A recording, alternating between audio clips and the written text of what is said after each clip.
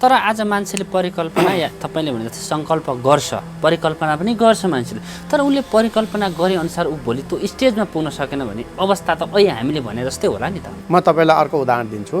परिकल्पना ठुलो देख्ला नि त, ठुलो देख्न मिल्छ, ठुलो देख्न मिल्छ, त्यही भएर त मैले कमिटमेन्ट भनेको छु नि त।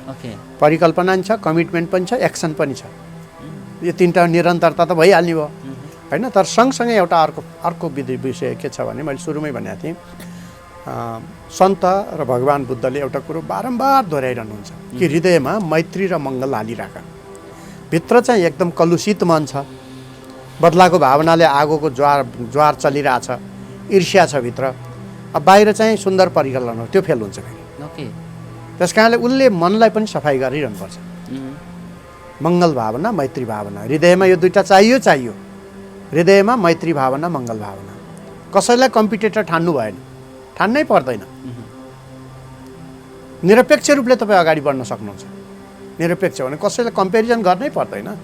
तर के चाहियो कि परिकल्पनाभित्र एउटा परिकल्पना लिने एउटा टेक्निक हुन्छ, हामी त्यसलाई ध्यानमा पनि सिकाउँछौँ कहिलेकाहीँ सफलताको लागि।